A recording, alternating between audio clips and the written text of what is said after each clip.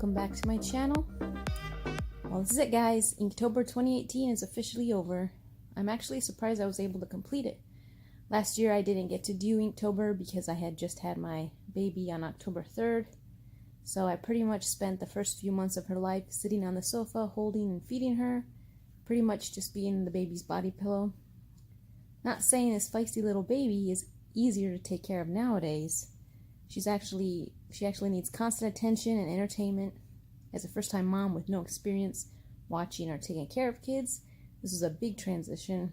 I had no experience with children and have no idea what I'm doing. Now, a year later, I have this mobile little ball of curiosity crawling all over the place, getting into everything. She needs up, she needs down. She hands me all of her toys, or she wants me to read her the same 5 books all day long. Needless to say, she is a lot of work, more than I ever knew.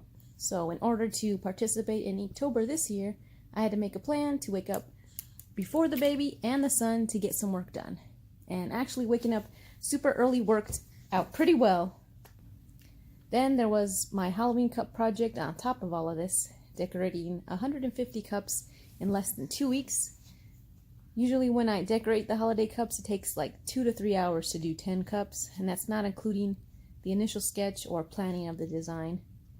And 2 to 3 hours is usually all the free time I can get in the morning before the baby wakes up. I always wait too late to start working on these holiday cups. I should really start them sooner. But I had fun recording the process, editing the videos, and I really liked posting every day. It definitely made me feel like I was accomplishing something. As opposed to before, when I wasn't waking up early to get to work, I didn't get a chance to do art. I mean, come on. I barely got a chance to do housework. And forget about showers, what's that? Sure, I sacrifice some sleep, but a lot of times I have insomnia anyways, so I end up laying awake in bed a lot. So if I'm gonna lose sleep, I'd rather use that time to do art than lay in bed contemplating the meaning of life or what I'm gonna do for meals for the rest of the week. Anyway, this Inktober was a lot of fun and I experimented, used a lot of creativity. Of course, some of the prompts were a little weird and hard to illustrate, and some of the prompts were just a little uninspiring. I feel like I spent more time trying to figure out how to draw these things than actually practicing with the inks, which is really the purpose of the challenge, get better with the ink. That's the problem with using someone else's vague general prompts. I got a bunch of art pieces, but as a whole there's no consistency or cohesive style.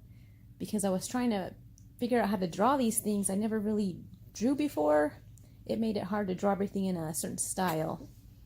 I think all my pieces are extremely different from one another as far as how I went about drawing them. Some more cartoonish than others, some more realistic. Honestly, I'm not a big fan of cartoon drawing style. Cartoons are not what I've studied or practiced, so drawing more realistically is what I do and would prefer.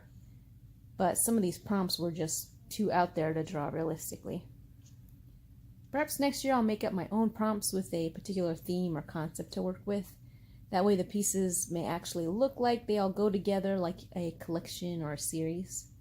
But I can also avoid drawing things I'm not really that interested in or don't know how to do.